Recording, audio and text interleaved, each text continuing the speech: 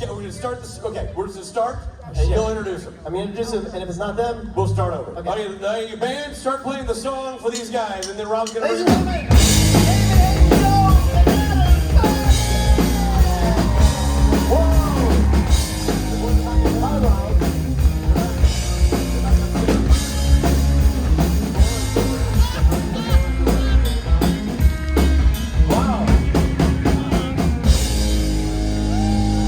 thank you very much. Oh, sorry. Hey, EHJ. hi, Orlando. EHJ, what's the 2.0. What's the bit? I'm a Canadian. Okay. Canadian. What's the bit? Tuxedo. Dave, what's the bit? Dave spent a lot of time on his knees last night. Okay, thanks everybody. And it begins. Usually he Rob. warms up to that. Rob, just later on tonight, I suggest you don't do a knee slide on the stage. Okay. So we have. When the stage has carpet on it, it's not a good idea. Well, and the carpet is made from every unnatural polymer known on this earth. It's sticky. Actually, just to call it a carpet would be a kind of misinformation. So who was at karaoke last night? Yeah? Oh, well done. Good time? Good time? Amazing host? So just a word to the wise, I was wearing short pants yesterday, and then I grabbed a pink flamingo and used it to play air guitar, and then I did a knee slide on said carpet. So I was stone cold sober. That's the most depressing part. At least if tequila was involved, it'd be like a story. No, I was just being an asshole with a pink flamingo playing air guitar. No, But that's what I bring. But you to brought karaoke. it. You brought it. Sorry, I missed a loop in my belt. I'm gonna have to undo my pants. All right. Wow, I should get on my knees again. Anyways, the other elephant in the room is usually I wear a very bespoke suit on Saturdays for my photo ops. But I'm in Orlando, and it was too hot. So someone told me this is the Bermuda tuxedo. Yeah. Or I feel like anyone watch The White Lotus? Nobody. Wow. Ouch. HBO. It's only one season. Ow. Oh no, they're making another apparently. Anyways, but this is very resort concierge casual, so that's what I'm cosplaying. Well, you look fantastic. Except for my knees. I did want to keep my Canadian tuxedo on all day, but it's like it. fucking warm. I feel like Ooh. I'm home. I'm back in Alberta again, Yay. brother. Oh, Okay. Tucking right by. Take There it you off. go. Oh yeah.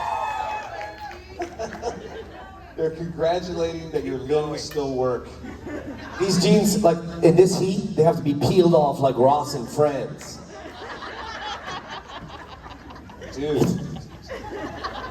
Just keep doing that peeling off move. We'll just do that. There you go. There you go. Peel it off, peel it off.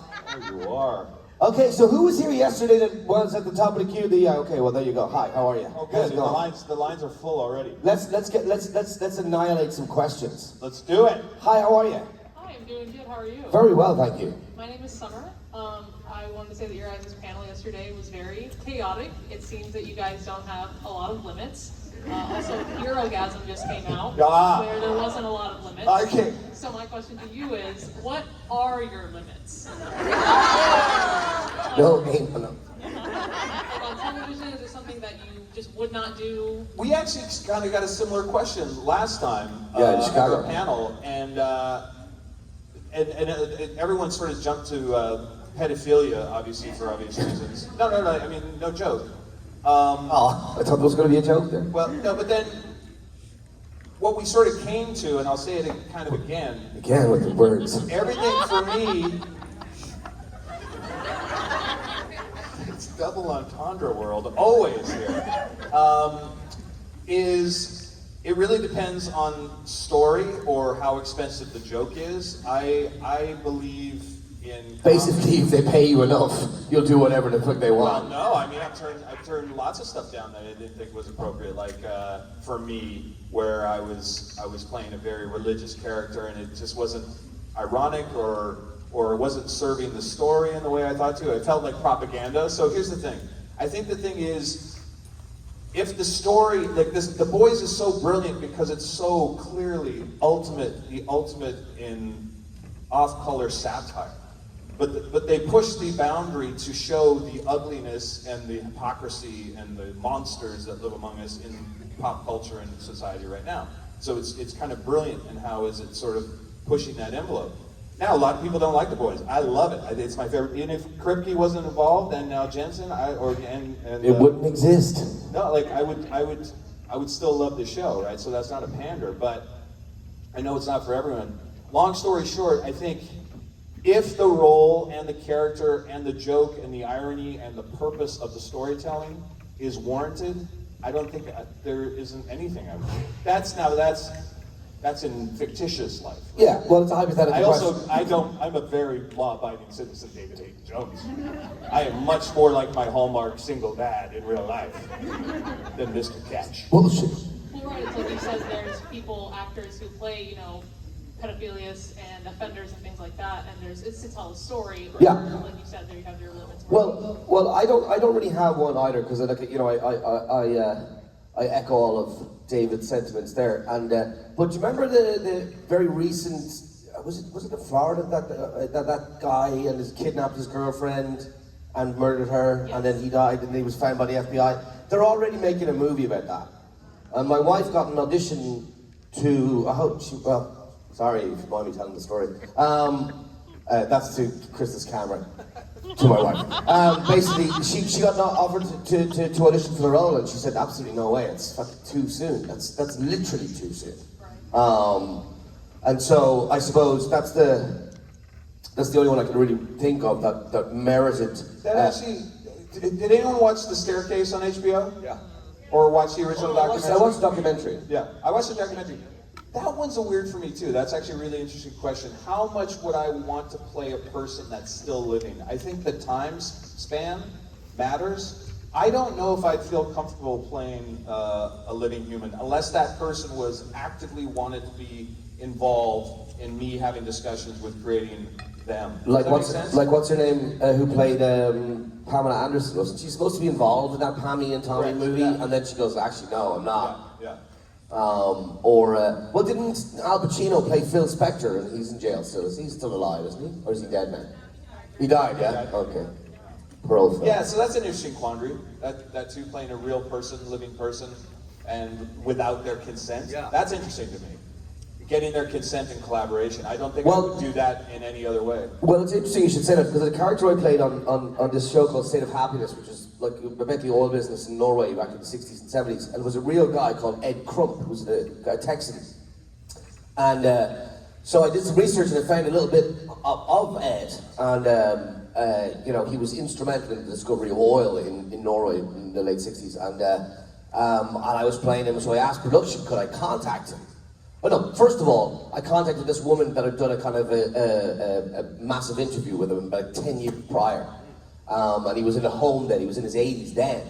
And then, so I contacted her and she goes, well, I think he must have died at this point, he was like very old. And so I went to production to see if I could find out. They were like, well, we haven't really asked his family, right? So they said, you better not. And then it turned out that he was still alive. And he wanted to see the show. And then they changed my name from Ed Crump to Ed Young and got around it that way. But and they also did it because they wanted to put me in the second season, and he'd already left for China or Japan or something. He was working for a different company. But yeah, and I think The Staircase is brilliant television, but you're seeing article after article coming out in the press in Hollywood about a lot of the real people complaining about the portrayal. Really? Yeah, and it's an interesting quandary because why not just change the names, like make it loosely based on, you know what I mean? And just everyone kind of knows the wink and a nudge and change the names. And you're still dealing with people's reputations and lives. Exactly, yeah, I agree. Great question. Sorry, very serious. Thank you. Wow, different panel today, guys. We'll talk about pooping and poking later. Here we go. Hi. Hi. You probably remember me from last night as Anna Ruth Jean Potter and. Oh yeah, you've got the name, the whole length of the page. Yeah, thank you for doing I Love Rock and Roll with me. That was like. You were incredible. If you weren't at karaoke, you really missed out. You brought it. You rocked it. I have no voice. Thank you for appreciating my I Love Hot Dad shirt too, by the way. Well, you know, that's my hallmark lane. I'm temperate. I'm a temperate dad, but you know. So I came here as Team Jensen and Jared, and I'm leaving Team David, just so you know. Oh my God. I suddenly feel left out. So my question for David is, if you could play any other character on this show, or be casted in any other part, what, who, why? Yeah, I mean, you know, again, you can't take anything away from the casting of the people already in the role, but I've said this before, definitely Crowley. The Crowley would just be the most interesting character. And obviously, there's only Mark Shepard. That's Crowley. Like, I mean, he's incredible. He's just fantastic in the role. And I really respect the man. We were just hanging out in Germany, actually, and talking shop. I just respect the man's craft and the intellect so much. But we were kind of talking about how we're sort of bummed that we didn't have a good Ketch and Crowley scene, especially that we know they had a relationship. I mean, we know they did some dealings with the Hellhounds. I would have loved to have seen some British Men of Letters and some Crowley stuff, but that's in my head canon now, so whatever. But yeah, I just think that role is so complicated and interesting and nuanced and wild and, you know, kissing men and sucking their souls out. Sucking their what? I just want to make out with Jim Beaver is what I'm saying. You want to make it? And I told Jim that. He has my full consent, so thank you. I'd wager he said no. We cuddled. Hi. Hi, my name is Elena. Hi, how are you? Huh? How are you? How are you? Oh, good. So my question is for both of you.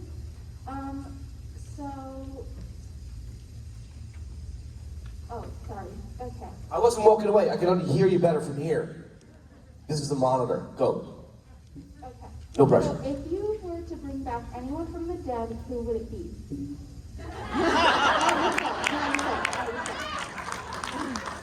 I can say that too. Oh, and like in not in the show, like in real life. No, like in the show. Oh, in the show. Oh, the show. I had a good one there. I would bring Mick Davies back. Yes, you because would. then I wouldn't hear the gak, gak, gak, gak, gak, gak, gak. You shot me in the back of the head at every panel. I'm a martyr. I wish I had more episodes. Sweet. Look, it would make me more money. And I love It's a win-win. By the way, I loved working with you on set. I did have a good time. We had a good time. Yeah, like I'm just selfish like that. I just bring me back. Okay, I can't bring me back. I don't know. But who? Charlie. Yeah, I'd bring back Charlie for sure.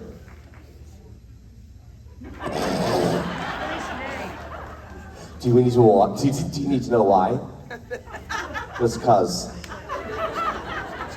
Just cause. On the front of the stage. Just the primer. Thank you. You're welcome. Thank you. That was a Gil McKinney answer. I don't watch the show. We love him. Hi.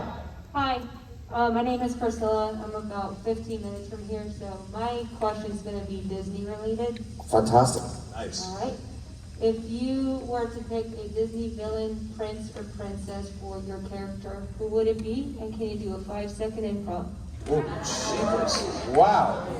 So, a Disney character as Ketch and a 5-second improv. Oh, Jesus. I am Ketch, but the... No, that's not Gaston. What's the Gaston song? That is, yes, Is that Gaston? Gaston. Hello. I'd be Jasmine. I can show you the world. That's the guy. Da-da-dee-doo-doo. Don't you dare close your eyes. Don't you dare close your eyes. Keep them open, David. Keep them open. Jasmine as Mick Davies. I like that gender bend. That's cool. She was angelic. So is Mick. Very angelic. Right? Yes. Thanks. Hi. Hi, How's it going? it's going great. My name's Michelle. I'm from Miami. This is my first convention. Welcome to the convention madness. Thank you. How was the having fun? adventure going so far? It was great. I enjoyed you guys. Well, not you because you weren't there. I missed you. At karaoke. You weren't on stage. You left. Oh, you sang last night, you and your sister. Yeah, we well did, done. we did, yes, You guys we were, did. you killed it. Burning Men. Like her.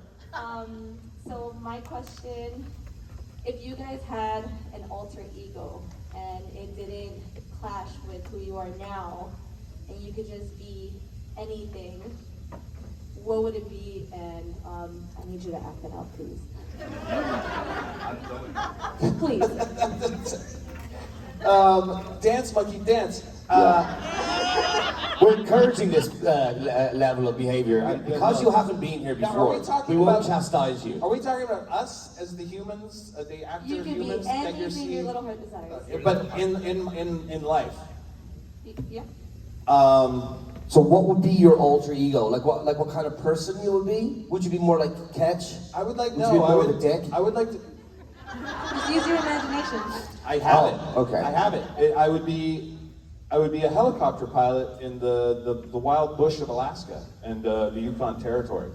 That's what I do. I'd like to be like one of those like just rough and tumble northerners who's just picking up stuff, just like helping out the ice road truckers. Yeah, like you've just given me a Burger whole... one now, burger one out, coming in Fort Drive, landing on our side. TR260 here, okay, well. Travis drove and what's a one-niner. I just want to say one-niner a lot. I would like to... Can you even add a one-niner? That's a one-niner. I don't even know what one-niner means. I think it's clearly occasion. Echo Bravo, well, yeah, I want to talk in like that lingo too. Echo Bravo, one-niner. What's that called again? I'm coming in. Call signs? Naval... Well, there's two. There's police code, which I learned when I was doing security, which is Echo Bravo, Alpha Bravo. Charlie Delta. Charlie Delta. But then military has a few other ones, but they're mostly similar. Yeah, I just want to talk in that radio talk in like a gruff voice, and I want to wear Carhartt, and I just want to be mad about everything, and I want to have no teeth, and I want to have I want to be like an old prospector that still think there's gold in them there hills, and I want to come out of my outhouse in red long underwear with the butt flap wide open and say, "Stay away from the gold." That's a lot. That's a lot. But she said, use your imagination. Well, no, did you know Richard Spate's wife used to be a smoke jumper? What? Yeah. Yeah, she was yeah, she's badass. But so smoke jumper would be kind of cool, and I could work with you. Yeah. You know, you can rappel out of a fly me in, helicopter. and I'll rappel down. I'll put out the fires. When I'll be the real man. For once. So you're saying the pilots, helicopter pilots who run into fires are not real men. Okay. No, Put but that I on the am watching- internet. Look, and it's not just because of the costume today, but I am watching that TV show Yellowstone at the moment. I just started watching it it's actually quite good. It's kind of like a Western Succession. Right? No, apparently not. No, it's about a family in like wherever, Montana. And I would like to be a cowboy. It's pretty badass. Like riding, I could ride a horse. How is your horse riding? Well, according to my IMDb CV, I am proficient in horse riding. I think I did it once. I know. I used my uncle breeds horses back home, so I have ridden. Yeah, I have ridden quite a few horses. I can't do that thing where you jump down one side, then you jump on the horse, then you jump down the other side. You know, you ever seen them do that? The rodeo thing? Yeah, that's pretty badass. I want to be able to do so that. badass. But like Calgary Stampede's coming up. I'm going up. Are you going to go to it? Yeah, because my dad. I got to take care of my dad. Yeah, of course. Stuff. But yeah, I mean, who here has like been to rodeo, like high-end rodeo, and like rides horses and stuff? Yeah. It's wild. It is pretty I wild. had to ride a horse for work when I was doing my park ranger stuff. I used to work out in the foothills of Canada, called Canadastics country, worked for the park services, and one of my things was horse duty. And Horse duty. Not the duty. I didn't have to pick You up cleaned the up horse duty. shit. You were like the stable boy. No, Hey, David, get in here. not the Clean duty. up that shit. The duty. In the Queen's English, the duty. I had to set up. But here's the thing with like, you have to really have a relationship with a horse, and like I really. I wanna- know you do, mate. No, well, I know you do. you gotta buy. So her- do you lean over that kind of thing? You gotta buy him a like drink that? first. That's right. And Big they glove. bring them in. All right, David, get ready. It's the blonde one again. We're going to Tijuana. It's going to be fun. Oh, come on. Oh, I'm not making these things up. Anyways, I had to ride these stable horses, and if you don't have a relationship with them, and apparently if you show them any sense of fear, they own you, right? Like you got to show They them. can smell the fear. I'm not surprised. I just shit myself. This horse was going on the trail. I'm in the pack, and it just started galloping and just ran into the woods and tried to get me off on every branch. That was like terrifying, man. It was just like you're riding this beast. It's like you're such an idiot. Get off me. It's like you embarrass us both. So I definitely want to slay that dragon. Apparently, I'm going to start taking riding lessons again because it's just it's like. So I was told. You need to brush up in that area, dude. Really and truly. You've been letting yourself down for years. This is outrageous. This is a nice audience compared to yesterday. They don't want this level of double entendre filth. Yes, they do. Read the room. Get down and dirty. Thank you for that question. I know I didn't read the answer correctly, but I have the mic. Just think of helicopter minor day of. Hello. Hello. How art thou? Hi, I'm Kirsten. Kirsten, welcome. Karaoke last night. First, I want to say I've never been jealous of an inanimate object before, but the things you were doing to that flamingo, David. Do you see him today, this flamingo? No. He's in David's room. Isn't he? I'm flamingo positive. It's okay. If you saw my shirt yesterday, you know I like flamingos. Yes. So my question for both of you is, for karaoke, what is your go-to song? Faith by George Michael. That's right. And I had the privilege of being able to sing it with the band a few times live. That's sort of my go-to. And then the other one is Tempted by Squeeze. You know that song? Tempted by the fruit of a nut. Yeah. Tempted, but the I got the great privilege to sing with the band a couple of times in the last couple of concerts. I won't be tonight because I can't even speak. But I sang with or without you by U2. A couple of times. And it's great fun, and it's the most liberating thing I've ever done. And it's not doing it at karaoke. It's not quite the same as doing it on stage with like a professional band. It's exhilarating, especially as an actor. You always want to push the boat out. Like I was very jealous of Rami Malek. Not that I can sing, but like to do that, Rami Malek and what's the kid who played Taron Egerton? Yeah. Those two, the Rocket Man and Bohemian Rhapsody, when they came out, I was like, wow, that's in my dream to be a rock star. And those of you who have not seen this SNS and not been to the concert, Rob Benedict is a true rock star. You'll see him tonight. Loud swing, incredible, loud swing. Oh, it's going to blow your socks off. It's really good. Yeah. What was it? Was there another part to your question? What's your song though? If you had With or Without You. With or Without You. Oh, do you know? I did once. What's it called? Is it called? Is it Drops of Jupiter?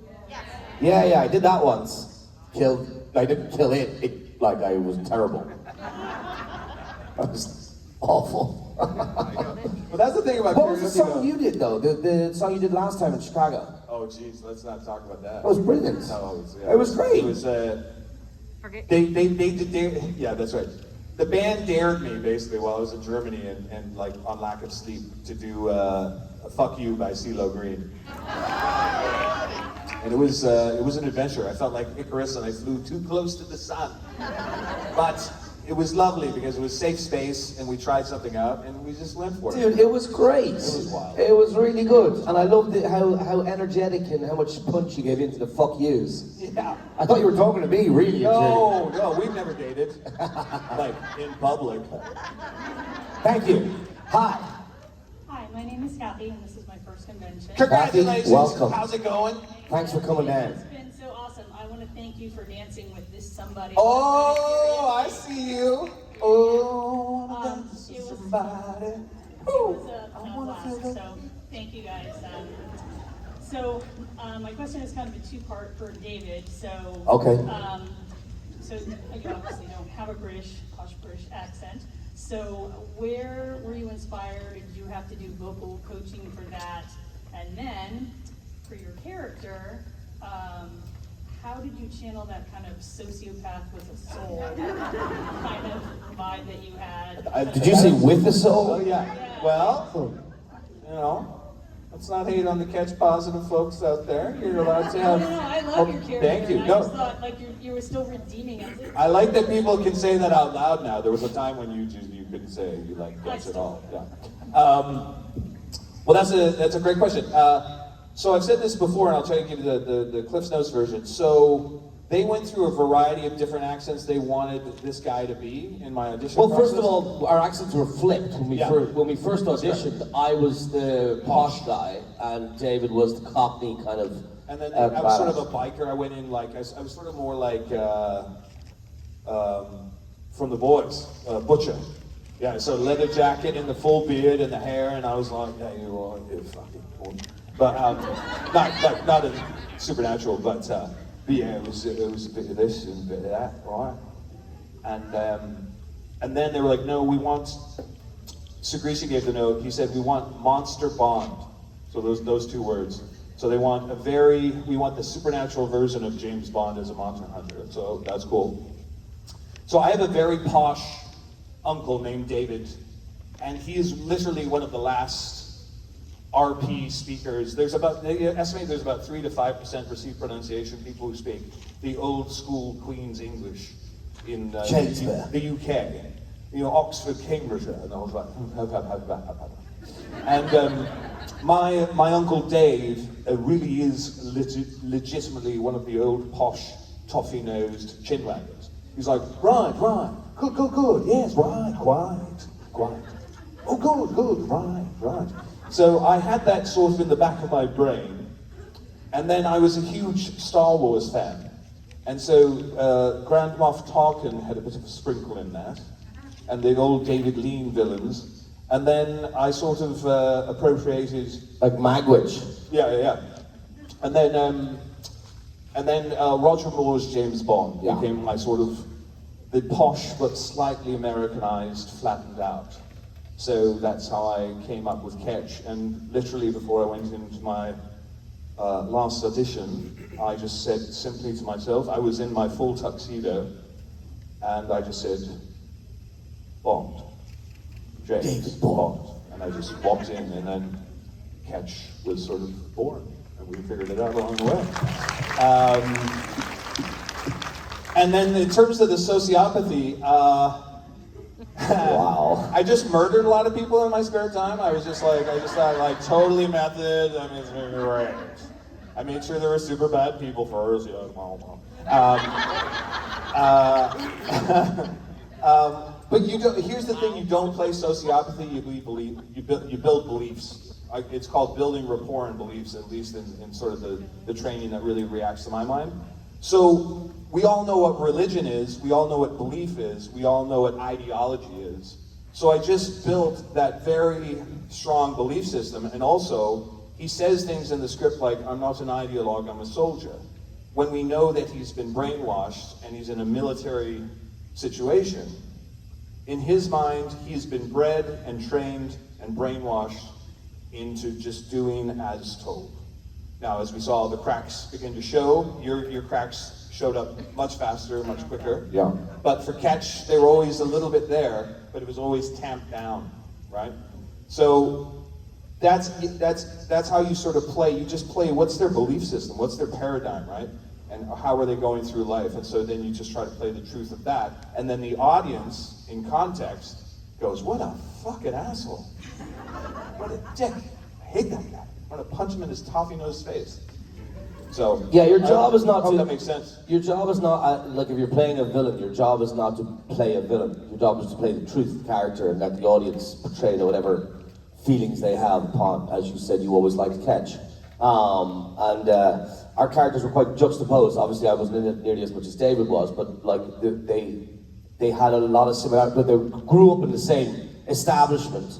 But as David said, my character had the cracks from the get-go, and I think that they were just beautifully written for that season 12 anyway, that they were really kind of very similar in so many ways, but then ultimately very different. And Mick came out of his reverie, or came out of his brainwashing a lot sooner. Or, yeah, way too patient. And it actually ties into the original question about, is there a character you wouldn't play? Like, I mean, you know, obviously Ketch on the page is a despicable human being, but then if you have a little compassion for him, the role of the actor too is not to judge the character, but to build rapport and some sense of compassion. And I always try to build emotional cracks into Ketch. Like, for example, when Mary breaks his heart after she has a one-night stand with him. Thanks, Mary. Good on you, Mary. Heartbreaking. But like, you have to understand too, like, I did a lot of research on, you know, the abused become abusers, that cycle of abuse. We know that he was abused, he was brainwashed. And so he had so much rage and pain in him. If he had a good psychiatrist and just a few hugs, he would be a different guy. Jesus, if I'd have known that. He would be a Hallmark dad. Maybe. No. I would have put down the typewriter and given you a big squeeze. Thanks, great question. Appreciate it. Thank you guys. Thank you. Hi. Hi, my name's Robin. I was here yesterday and I did ask a question, but I wanted to ask another one. Please, Robin, and as many as you like. There's no one behind you. Yeah, exactly. Take your time. So my question is, we got to see your arcs, which was amazing because I also always loved Cash. I did like Mick too, but we got him a little bit less, you know, on a less time. Sure. But what do you think if you guys would have lived longer? I mean, Cash got to experience it a little bit, but what would your characters be as retired men of letters? Like, what would you change about your characters, or what would you do?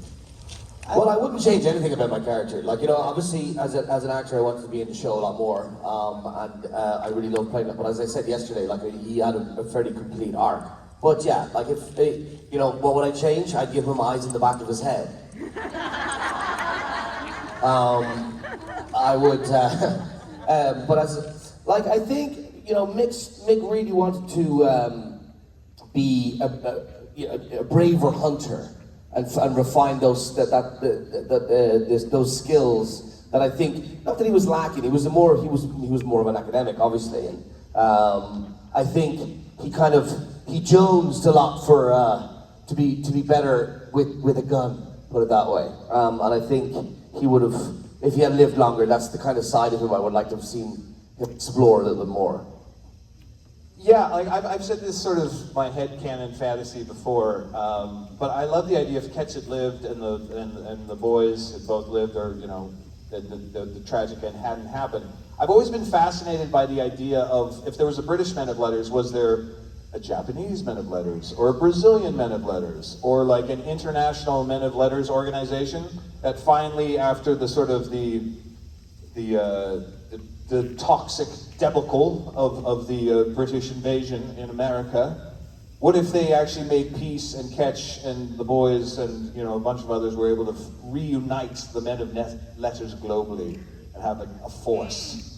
So you'd have like samurai, kung fu Men of Letters. I think that would be a great Brazilian jiu-jitsu Men of Letters. So you have the whole diversity, the cultural, the language, and they're sort of just doing this global ridding of monsters. So I like the idea that Ketch would somehow be the Welsh Men of Letters on the board of advisors. The Welsh Men of Letters, you would have hated sheep. You would have punished the sheep quite badly. Bring them to the side of a cliff type stuff. But they're so beautiful on the top of the mountains. Put their hooves in your welly boots. Oh, but they're so cozy and warm at night. I prefer a little couch. Thank you. Thank you. That's amazing, thank you. Hi. Hi, I'm Stacy. Hi, Stacy. I'm from Fayetteville, North Carolina. Oh. So she actually kind of took my question, and you kind of answered it, but to piggyback off of that, we know there's a spin-off coming. Yeah. What would you like to see for the spin-off? I'm assuming you guys Mick. are still Supernatural. But yeah, so would you like to see? This isn't a spoiler. I think you're going to find out a lot more. You see that when they do the dust swipe on the Men of Letters book, there's going to be a lot of Men of Letters lore, which is going to be coming. And so I think you're going to see a lot of establishment of, like, when was that bunker built? I'm not speaking out of turn, no spoiler, but I don't know. So would You know Bob Singer's here this weekend. Oh yeah, yeah. Would you consider consulting then or Would I consider consulting Jensen and Daniel? If you Yeah. would be in it, would you consider I would consulting? do anything Because they you built wanted this me character. to. I would be dead body number 5 Yeah. on the Winchesters. Honest to God, Like, I had a really great chat with Jensen backstage at the two cons ago, and he gave me a lot of fun inside scoop. Obviously, I can't talk about it, but he's super excited. Danielle's super excited. And he gave me the little clue that there's like going to be a lot of the genesis story of the whole of Men of Letters stuff. So hey, listen, again, that guy says to me, "Show up." Like I go, "How You're high? there. How Yeah. high? What do you want me to do?" Show up. How high? I'll be a dead. How high should I be? Dude, like. Dude, I just love how so, like, space, time, and ghosts I was are going real. down the road and I like went on some more, and that's why I'm late. So is baby an actual? It's a car, dude. Oh my God, that's so cool. But it's a baby. Oh wow, mind blown. Does baby ever grow up? This was like this was the best job. Like, look at us, we're still here years later. I finished the show 2017, was it? 2017, 2018? Can't remember. And we're still here, like chatting to you guys. It was the dream job that we all had, and we say a lot. Myself and David both started in theatre, and you get to go on stage and do a play, and at the end of the night, the audience give you their reaction. They like it or they hate it. But you don't get that with a lot of TV and movies. Like, you get to do some press junkets and stuff like that, but you never get this, where you get to talk to the fans of the show and people ask you genuine questions about your character, and it's fascinating, and it gives you that feeling that you once had, or I once had, at least on stage. And so, on top of all that, if you were to ask, as David said, if someone was to ask us, "Oh, do you want to do a little stint in the Winchesters?" We'd be jumping at the chance. Yeah. I would love to see it, and I'm sure a lot of other people would. Well, Love to see you guys back. Jensen's here this weekend. If Supernatural was 15 seasons, why don't they call the car Teenager in the final season? Sorry, I'm still like... You're still stunned, dude. I'm still thinking about the big question. Dude! Sweet. Teenager. I saw that clip from Dude, Where's My Car the other day when they have the tattoos on. Hey dude, you got a tattoo! What does it say? Dude! I'll shoot you, sweet! Dude! And they got dude and sweet tattooed in the mark. I thought it was Thanks for your question. Thank you. Hi! Hi. Hi, my name is Monique. I'm actually from Brazil. Wow! So it's a dumb question. Never. Bom dia. Bom dia. Bom dia. Bom dia. Obrigada. Obrigado. Did you learn to say chupacabra yet? Even the Brazilians can say it, for God's sake, David. In most cases happen in Brazil. So. Hey, beijos. Yeah. So you go chupacabra. Chupacabra. Chupacabra. Chupacabra. Chupacabra. Chupacabra. Very good. I feel like I'm Larry David all of a sudden. pretty. Except chupacabra. Chupacabra. Chupacabra. Chupacabra. Yeah. Yeah? You didn't get it yet. I got it. Chupacabra. Chupacabra. Chupacabra. Pretty good. Chupa. Anyone that hasn't seen the outtakes, If you haven't seen the Chupacabra outtakes, you should have just check it out. It's I'm not trying to absolutely shame hilarious. you. It's so funny. But they did such a good job of editing that blooper reel. Yeah, they really did. Hi! Hi. Hi, my name is Cami. I'm from Brunswick, Georgia. Hi, Carrie, welcome. Thank you. I don't have a question. I just want you to fuss at my husband for not watching the show yet. Where is he? Where is your husband? Hey, buddy. Dude, Here's what's the Steve story? fussing at you. Fussity fuss. What does he watch? Mostly military shows. Okay, well, you're busy. Come on. Listen, there's so much weaponry in this show. She hasn't showed you how butch it is. He and, used a fucking bazooka I in got like his opening a episode. grenade launcher coming out of a Bentley. Yeah. You don't get more badass. You You get to just see really me all don't. gacked up. There's weaponry. I mean, come on. What else does he need? There's, did I mention the hot boys? Men. then. And girls. There's a hot car. Girls Teenager. maybe into a teenager. That's right. It's There's a hot teenager? It's a coming of age story. It's a coming of age story of an Impala. Fuss. More fussing. Thanks for coming. But you know what? You know what, dude? Actually, I'll tell you one. Have you watched one episode all the way through? In all seriousness? One episode. Tell him. It was mine, right? Tell him to watch Baby. Tell him to watch Baby. Tell him to watch Baby. And then, if it's not his cuppa, then fine. But if you can't, Baby's not a really good reference for the show. Well, that's not a bad reference. so? It's such a. I think it's my favorite episode. It's just film noir. It's a piece of film, yeah. Yeah. Watch Baby. Or Changing Channels, or The French Mistake. French Mistake. What? Mistake. Oh, Yellow Fever, yeah. And Dengue Fever. But don't get it. Dengue Fever gets dark, man. You just be ready for it. Put that at number 5 on your list. You gotta lead up to Dengue Fever. Thank you. Thank you for coming all the way from Georgia and you haven't even watched the show. You're a good husband. And I hope you don't take the fuss. You may be a shit Supernatural fan, but you're a good husband in my book. Yeah, that's right. Husband points. You better be real nice to him tonight. You get the front seat, he's all the way in the bleeders. All right, man. Robert, you keep scoring points, dude. Amazing guy. Well done. You scored. Hi. Hello. Hello. So I had a question that I just thought of because you guys refer to like Catch killing you a lot, and so I just wanted to know if the roles were reversed and it was Yes. you playing Catch. How would you kill David Haydn-Jones? How would you kill him? I would get a horse. I would pin David to a. Why are you killing me, the actor? Oh, sorry, Catch. I'm sorry. It's so meta.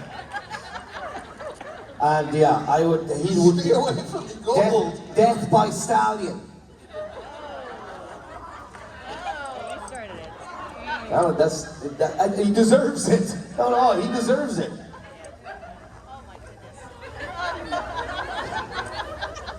You'd be okay. You'd probably enjoy it. Hi. How's it going? It's good. So DJ Qualls last night, before he came to karaoke, DJ Qualls stood up and he goes, because we were having dinner in the restaurant and it was crazy busy and my food hadn't come out. We had to leave in 25 minutes and he goes, I'm gonna tell you what I'm gonna do. You do this, and they'll pay attention. And sure enough, he just stood there. So he comes, is everything okay? He goes, my friend's food is not here. And we gotta leave in 25 minutes. We go get, and he was going on, he was absolutely hilarious. He told me that Sandra Bullock had given him that advice. You do that in any restaurant, you stand up and you go like this, they'll pay attention to you. And so you were just doing that pose, so you got me. Karaoke was awesome last night. Oh, thank you. True to music form, I was going to ask, if you could have one song that played every time you came into the room that was like your theme song, what would it be? Well, like I think the band nailed it for the two of us with The Boys Are Back in Town, but which is a song by an Irish band called Tin Lizzy, great band. But if you personally, yeah, Hot Blooded. Because actually, me and DJ almost last night they were playing Hot Blooded on the interstitial, and me and DJ were just like in our falsettos, and we wanted to just sing it so bad right there. Hot blooded, can check in and see. I got a fever of 103. Come on, baby, do you do more than dance? I'm hot blooded, hot blooded. Wow, wow, wow, wow. very good. Both great choices. Yeah. But for me personally, I probably would have Streets of No Name by U2. I'd love to be able to sing it, but it's the rockinest of rocking tunes for me. Like they performed it at downtown on top of, was it Tower Records? Tower Record? No, it was on top of a hotel live, and they used that as their video. So you just check it out. It's epic. If you don't know Streets of No Name by U2, get involved. Well, you got a Pink Floyd shirt, so clearly you have good taste. Oh, thank you.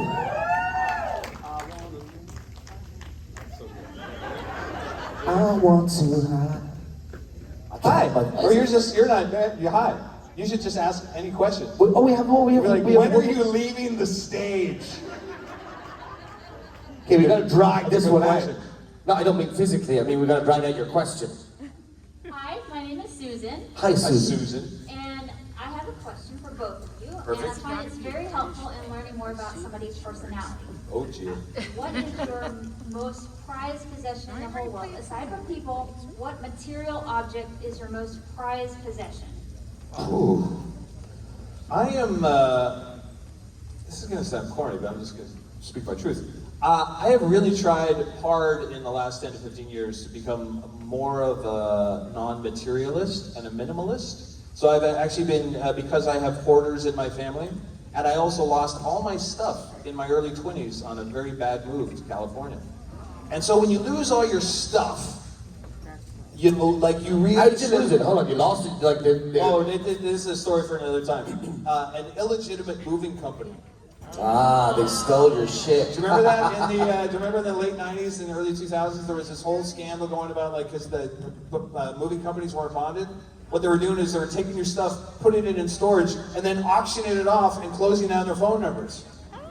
It's a pretty badass That was move. my big like, we're moving to Los Angeles, living the dream. They stole all my stuff. And then it changed your relationship to stuff.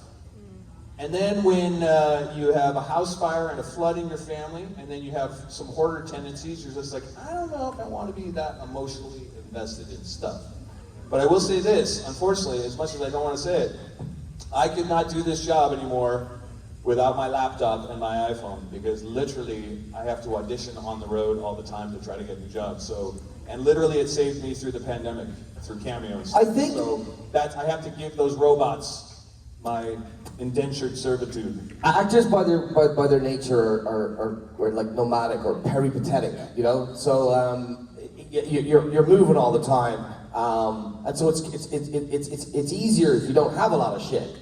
If you kind of, you know, you have your bag and your whatever else. But to answer your question, my most prized possession, including people, are my golf clubs. Secondary are my wife and kids. But that putter, god damn it, I love that putter. The band's here, that means we're getting the hook. Go ahead, turn, is this thing on? No, my red micro's not on.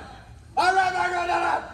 I gotta tell you, that's a crazy story about the move. I've never heard of that kind of robbery. And by the way, if you ever want to sit in the green room, I'll tell you all the chapters. It's crazy. It's wild. That is absolutely nuts. I got one on one of those TV shows, you know, where like Silverman helps and Goldhawk fights back. One of those like local TV news in Toronto. Right. They're like, "We're gonna get your stuff back, Dave Haydn-Jones." It's great. I got the copy of it. Did they get it back? They got it back a year later, one day before auction. Oh, Crazy. coincidental. And you see me, it's crazy. I'll tell you the whole thing. The character is amazing. So, Unbelievable. Yeah. And yet he's with us today. They didn't steal him. Oh, thank God. Look now. Ladies and gentlemen, Adam Fergus and David Haydn-Jones.